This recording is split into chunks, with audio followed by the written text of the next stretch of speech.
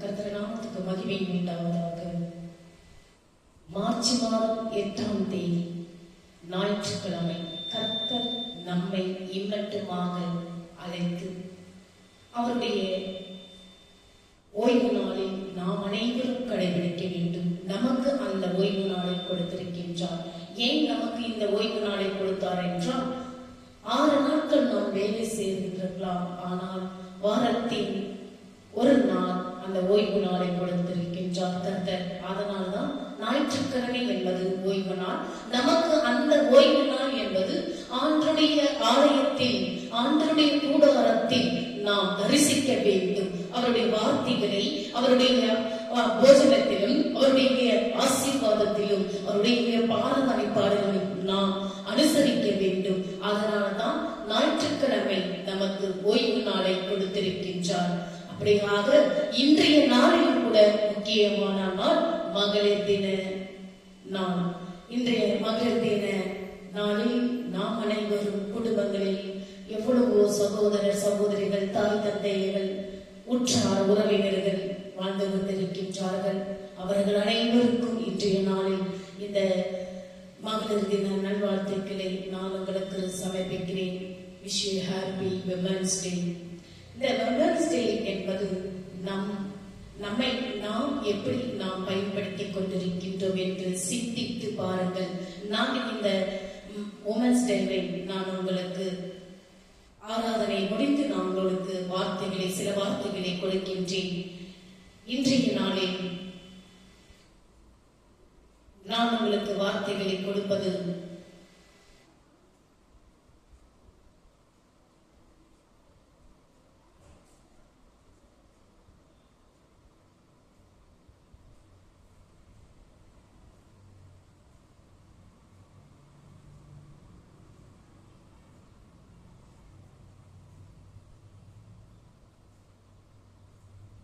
இயேசு கிறிஸ்துவின் மனத்தாழ்மை மாபெரும் பரிமாற்றம்.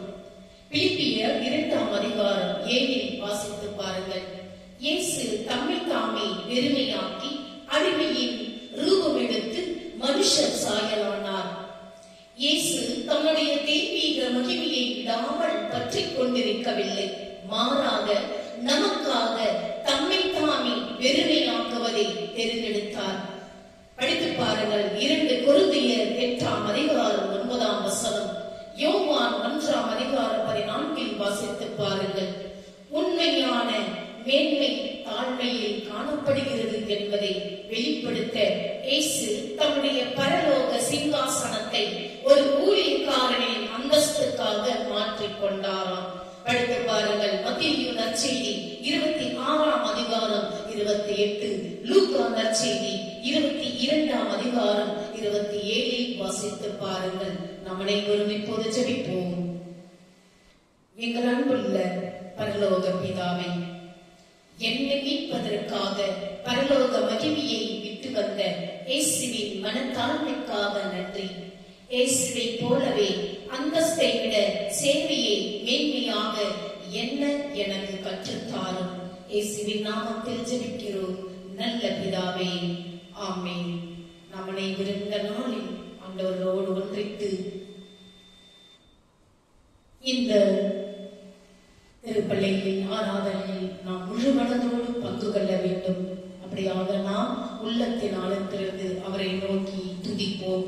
நம்முடைய எண்ணங்கள், செயல்கள், பார்வைகள், பேச்சுகள் அத்தனையும் இன்றைய நாளில் நாம் ஆண்டவரிடத்தில் சமர்ப்பிப்போம்.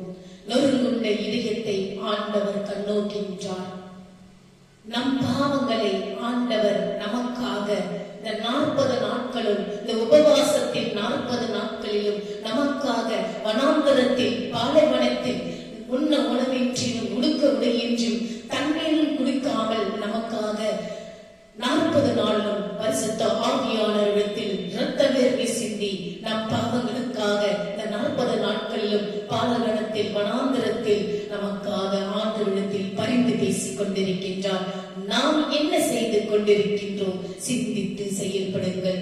அப்படியாக இந்த நாளில் நாம் ஆண்டவரை நோக்கி நம் உள்ளத்தில் இருக்கும் ஒவ்வொரு பாகங்களையும் ஆண்டவரிடத்தில் சமர்ப்பிப்போம். துதித்து பாடுவோம்.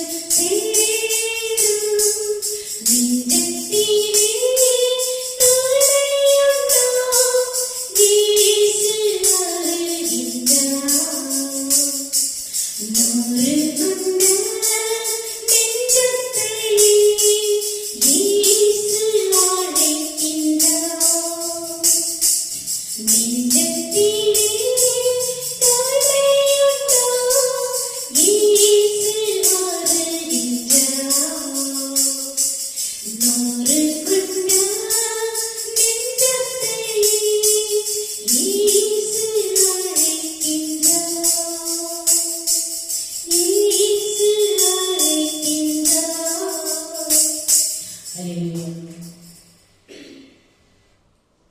இப்பொழுது ஆண்டவருடைய வார்த்தையை நல்ல தெளிவாக கேட்டு மீண்டுமாக ஒவ்வொரு நாளும் ஆண்டவருடைய வார்த்தையை படித்து பயன் பெறுங்கள். நீங்கள் ஆண்டவருடைய வார்த்தையை எடுத்து படிக்கும் பொழுது உங்களுடைய வாழ்க்கையில் மாற்றங்கள் நடைபெறும். படித்து பாருங்கள். ஏனென்றால் எந்த வார்த்தையிலும் உயிர் இல்லை, ஜீவன் இல்லை. ஆனால் இந்த திருவிவிலியத்தினுடைய வார்த்தைகள், ஆண்டவருடைய ஒவ்வொரு வார்த்தையிலும் ஜீவன் உள்ளது, உயிர் உள்ளது. படித்து பாருங்கள். ஏன் படிப்பதில்லை என்று நீங்கள் சிந்தித்து இனிவரும் நாட்களில் படித்து பாருங்கள். ஆண்டவருடைய ஒவ்வொரு வார்த்தையிலும் எப்படி இருக்கின்றன, நம்முடைய வாழ்க்கைக்கு அது பயன்பட்டுக் கொண்டிருக்கின்றதா, பயன்படவில்லையா, சிந்தித்து செயல்பட்டு இன்றையில் இருந்தாவது ஆண்டவருடைய வார்த்தைகளை படித்து பாருங்கள். நான் உங்களுக்கு கொடுப்பது யோவான் நற்செய்தி 8ஆம் அதிகாரம் 12ஆம் வசனத்தில் கொடுக்கின்றேன். யோவான் நற்செய்தி 8ஆம் அதிகாரம் 12ஆம் வசனம். மறுபடியும் இயேசு ஜனங்களை நோக்கி, நான் உலகிற்கு ஒளியாயிருக்கிறேன். என்னை பின்பற்றுகிறவன் இருளிலே நடவாமல் ஜீவ ஒளியை அடைந்திருப்பான் என்றார். யோவான் நற்செய்தி 8ஆம் அதிகாரம் 12இல் வாசித்து பாருங்கள். இயேசு ஜனங்களை நோக்கி, நான் உலகிற்கு ஒளியாயிருக்கிறேன். என்னை பின்பற்றுகிறவன் இருளிலே நடவாமல் ஜீவ ஒளியை அடைந்திருப்பான் என்றார். இயேசு தமது கிருபையுள்ள உபதேசத்தை கேட்பதற்கு ஜனங்கள் பிரியமில்லாமல் இருந்த போதிலும் அவர்களோடு தொடர்ந்து உபதேசம் பண்ணுவது அவரது ஆத்ம பாரத்தை வெளிப்படுத்தியது. நானே உலகிற்கு ஒளியாயிருக்கிறேன் என்று இயேசு கூறுகிறேன். அவர் மேன்மையான வலிமை மற்றும் ரட்சிப்புக்கும் வல்லமை பற்றி உறுதியான சத்தியத்தை முன்வைத்தார். இயேசுவின் ஒளி என்பது தேவனுடைய ஒளியாகும். தேவன் ஒளியாயிருக்கிறார். அவரில் எவ்வளவேனும் இருள் இல்லை. ஆண்டவர் நம்முடைய வாழ்க்கைக்கு ஒளியாயிருக்கிறார். வெளிச்சத்தின் தீபமாயிருக்கிறார். அந்த தீபம் நம்முடைய பார்வைக்கு நமக்கு எட்டவில்லை. ஏன் எட்டவில்லை என்றால் நாம் அவரோடு நாம் உறவாடுவதில்லை. அதனால் தான் அந்த ஒளி நம்மேல் ஏற்படுவதில்லை. கடவுள் சொல்லுகிறார், தேவன் நான் ஒளியாயிருக்கிறேன். நான் ஒளியாய் இருக்கும் பொழுது அந்த ஒளி உங்கள் மேல் பிரகாசிக்கும் என்றார். அவரை எந்த அளவிற்கும் அந்த ஒளி இருளாக மாற்ற முடியாது. படித்து பாருங்கள். 1 யோவான் 1ஆம் அதிகாரம் 5இல், ஒளியானது நீதிக்கும் உண்மைக்கும் அறிவுக்கும் அடையாளமாகும். ஆண்டவருடைய வெளிச்சமானது நீதிக்கும் உண்மைக்கும் அறிவுக்கும் அடையாளமாகும். அது ஜீவனுக்கும் அடையாளம். இயேசுவுக்குள்ள ஜீவன் இருந்தது. அந்த ஜீவன் மனுஷருக்கு ஒளியாய் இருந்தது. யோவான் நற்செய்தி 1ஆம் அதிகாரம் 4இல் வாசித்து பாருங்கள். இந்த உலகத்தின் சூரியனே பிரதிட்சயமாக காணப்படுகிற ஒளியாக இருக்கிறது. சூரியன் முழு உலகத்திற்கும் வெளிச்சத்தை கொடுக்கிறது. அது போலவே கிறிஸ்துவும் முழு உலகத்திற்கும் வெளிச்சத்தை கொடுக்கிறார் ஆண்டவர். இயேசு எந்த மனுஷனையும் பிரகாசிக்கும்படி ஒளியாய் இருக்கிறார். யோவான் 1ஆம் அதிகாரம் 1இல் வாசித்து பாருங்கள். நாம் இயேசுவை விசுவாசிக்கும் போது நமக்கு முழுமையான மற்றும் நித்தியமான மாற்றம், உருமாற்றம் நிகழ்கிறது. நாம் இயேசுவை விசுவாசிப்பவர்களாக மாறினோம் என்றால் அதற்கான காரணம் இருளில் இருந்து வெளிச்சத்தை பிரகாசிக்க சொன்ன தேவன் இயேசு கிறிஸ்துவின் முகத்தில் உள்ள தமது மகிமையின் அறிவாகிய ஒளியை தோன்ற பண்ணும் பொருட்டாக எங்கள் இருதயங்களில் பிரகாசித்தார். 2 கொரிந்தியர் 4ஆம் அதிகாரம் 6இல் வாசித்து பாருங்கள். இந்த வெளிச்சத்தின் அனைத்து செய்திகளும் இவ்வுலகத்திற்கு சுவிசேஷத்தினால் வெளிப்படுத்தப்படுகிறது. கிறிஸ்துவில் வைக்கும் விசுவாசத்தினால் அவைகள் கிடைக்கிறது. இயேசுவை விசுவாசித்து அவரை பின்பற்றுகிறவர்கள் மட்டுமே அவருடைய ஒளியை அடைய முடியும். நான் முன்னவே சொன்னேன், ஆண்டவரை நாம் உண்மையான விசுவாசத்தினால் அவரை நாம் பின்பற்றுவோம் என்றால் நாம் அவருடைய ஒளியை அடைய முடியும். அவருடைய ஒளியை நாம் பின்பற்ற முடியும். அவரை பின்பற்றுவோர் மட்டுமே இந்த உலகத்தில் நம்முடைய வாழ்க்கையில் இருளில் இருந்து விடுபட முடியும். இருள் என்பது பாவத்திற்கு, ஆவிக்குரிய அறியாமைக்கு மற்றும் ஆவிக்குரிய மரணத்திற்கு அடையாளமாக இருக்கிறது. அந்த இருளானது நம்முடைய வாழ்க்கைக்கு, நம்முடைய பாவத்தின் அடிமைத்தனத்திற்கு, அந்த அறியாமைக்கு, ஆவிக்குரிய மரணத்திற்கு அடையாளமாக இருக்கிறதாம். கிறிஸ்து நமக்குள் வரும்போது பாவ இருள், மரண இருள் மற்றும் அறியாமை இருள் ஆகியவைகள் அகன்று ஓய்ந்து விடுகின்றன. ஆத்துமா அறிவற்றிருப்பது நல்லதல்ல. அந்த ஆத்துமா ஆண்டவரை அறிய வேண்டும். ஜீவ ஒளியாகிய இயேசுவை பின்பற்றும் போது ஆவிக்குரிய ஜீவனையும் பரலோகத்தில் நித்திய ஜீவனையும் பெற்றுக் கொள்கிறோம் நாம் அனைவரும். முற்காலத்தில் நீங்களும் நானும் அந்தகாரமாய் இருந்தீர்கள், இப்பொழுதோ கர்த்தருக்குள் வெளிச்சமாய் இருக்கிறீர்கள். அந்த வெளிச்சத்தின் பிள்ளைகளாய் நடந்து கொள்ளுங்கள் என்றார். எபேசியர் 5:8 வாசித்து பாருங்கள். ஆண்டவரோடு நாம் இணைக்கப்பட்டிருப்பதனால்தான் நாம் எங்கு சென்றாலும் அவரது ஒளி நம்மில் பிரகாசிக்கிறது. மனிதர்கள் நமது நற்கிரிகைகளை கண்டு பரலோகத்தில் இருக்கிற பிதாவை மகிமைப்படுத்தி வெளிச்சத்திடம் வருவதற்கு நமக்கு உதவுகிறது.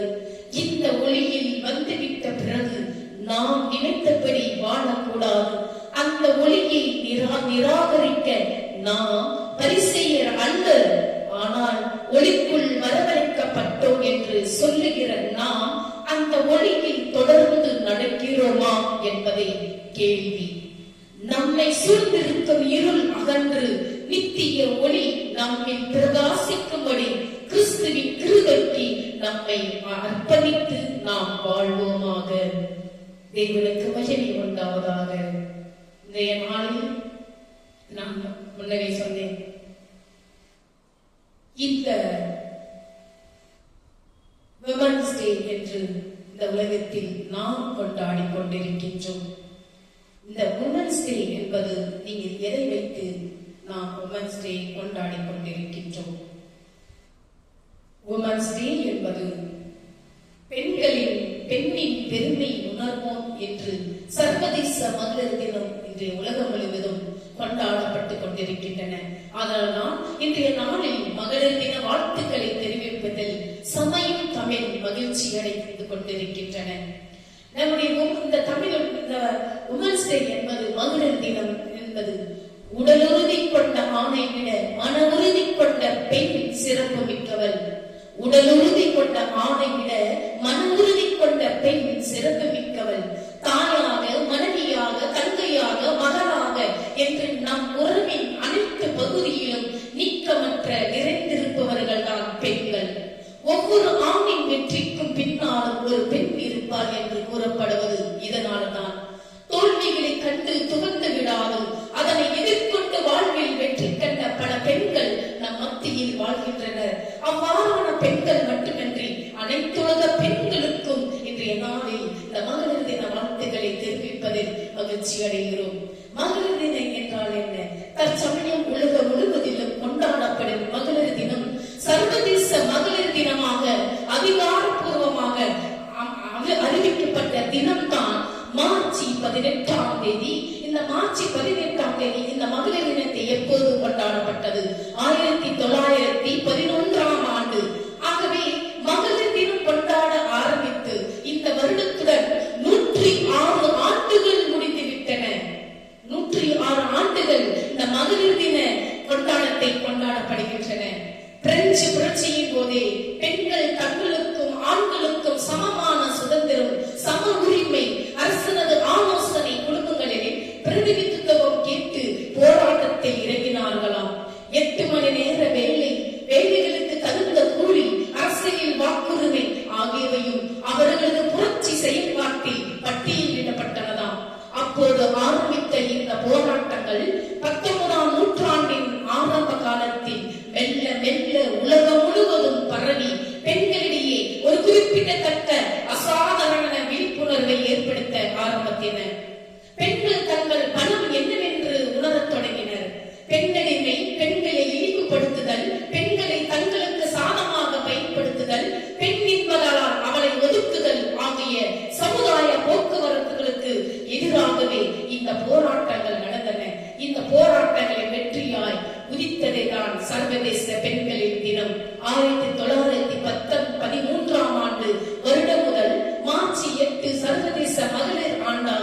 உலகம் முழுவதும் அனுசரிக்கப்பட்டது. வேற்றுமையில் ஒற்றுமை காணலாம் என்பதற்கு இந்திய நாட்டை உதாரணமாக சொல்வார்கள். பலவித மனம் மற்றும் பலவித பூக்களால் தொடுக்கப்பட்ட கதம்ப மாடுவாக பாரதம் உள்ளது.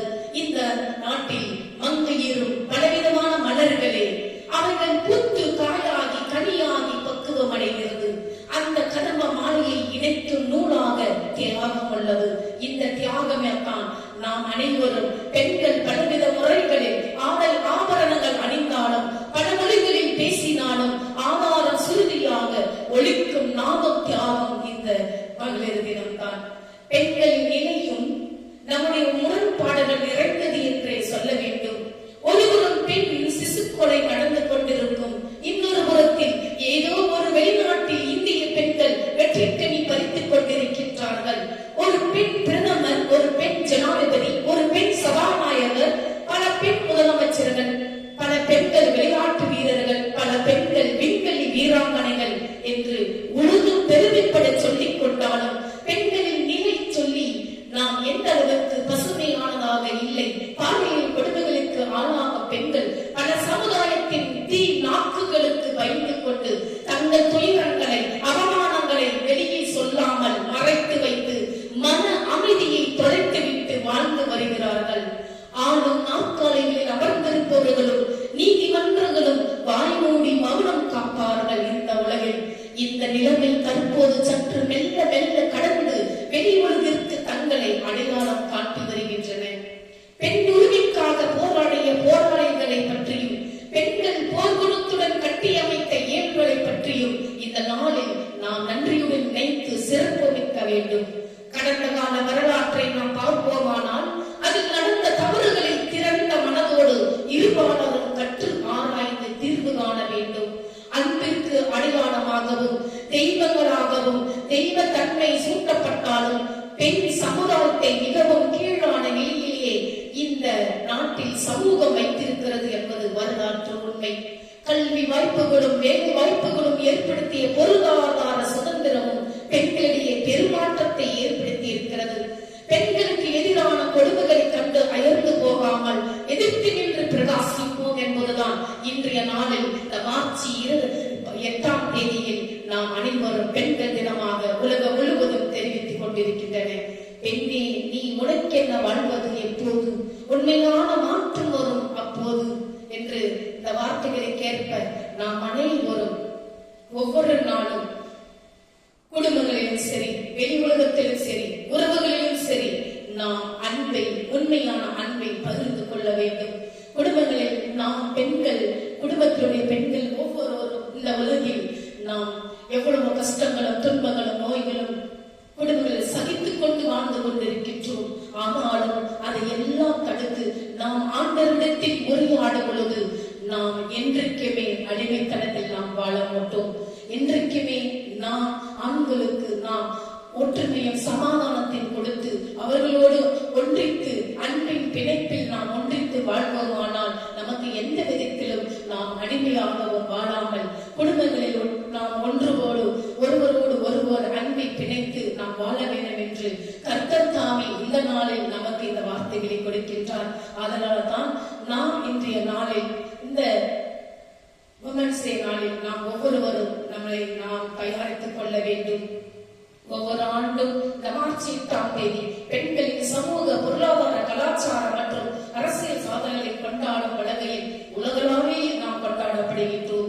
இது பாலின சமத்துவ சம உரிமை மற்றும் பெண்களுக்கு எதிரான பாகுபாடுகளுக்கு எதிரான போராட்டத்தை வலியுறுத்த நாளாகும்.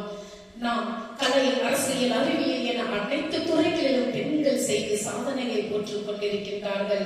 அப்படியாக நாம் ஒவ்வொரு நாளும் நம்முடைய வாழ்க்கையில் எந்த போராட்டங்கள் வந்தாலும் சோதனைகள் வந்தாலும் நாம் அதை நல்ல முறையில் நடத்த வேண்டும்.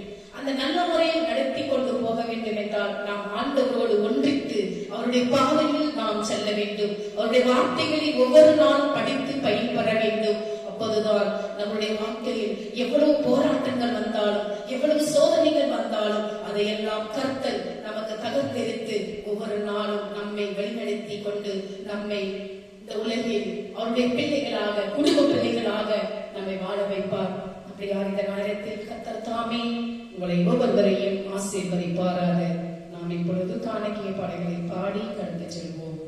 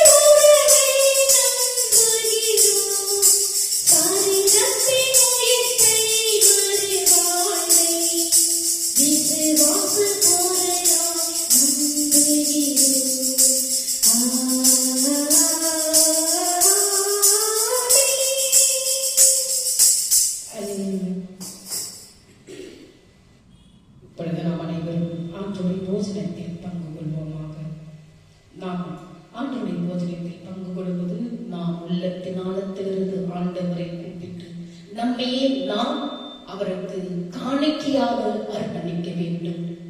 அப்படியாக இந்த நேரத்தில் நம்மை நாம் முழுவதுமாக காணிக்கையாக அர்ப்பணிக்க நாம் தயாராகவும்.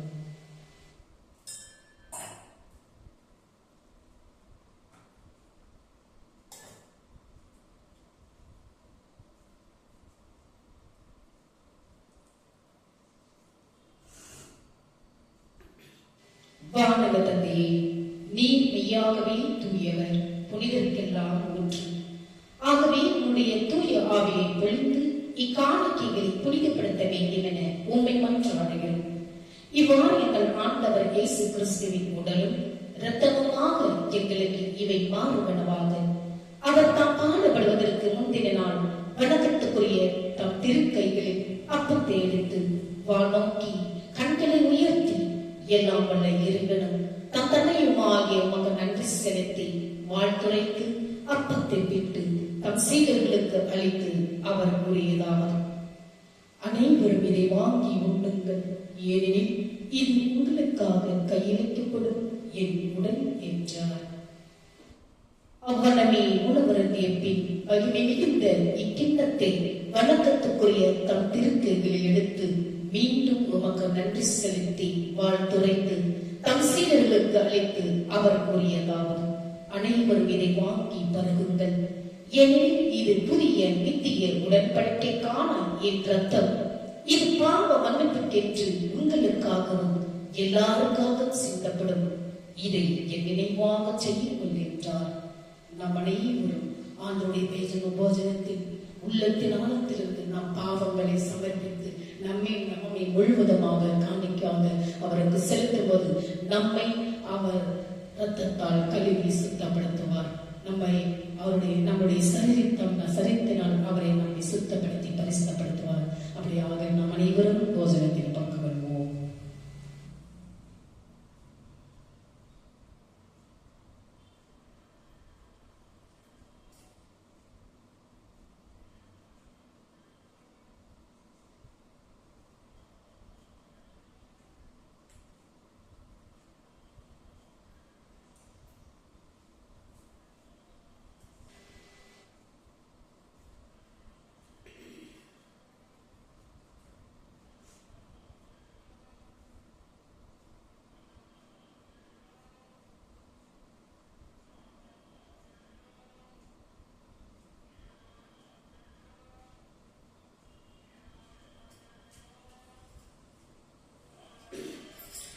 நீ செய்த நன்மை நினைக்கின்றேன், என் நெஞ்சருக நன்றி சொல்கின்றேன்.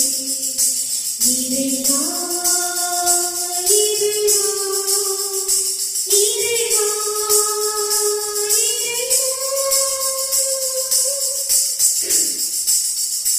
நீ செய்த நன்மை நினைக்கின்றேன், என் நெஞ்சருக நன்றி சொல்கின்றேன்.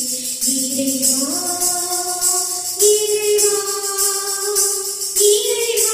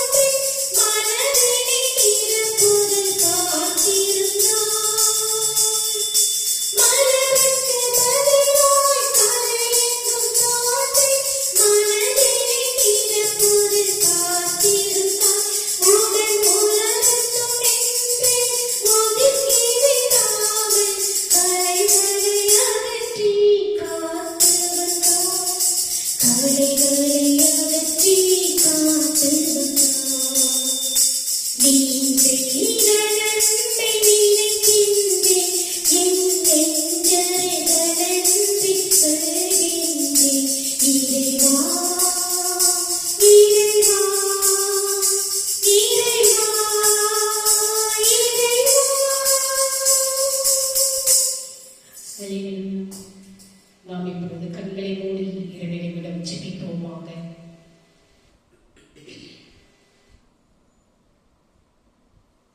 சர்வ வல்லமையுள்ள தேவனே, உம்மை ஒளிகளின் பிதாவாக நாங்கள் ஆராதிக்கிறோம். நீர் எங்கள் வெளிச்சமும் எங்கள் ரட்சிப்புமானவர். உம்மில் எவ்வளவேனும் இருள் இல்லை.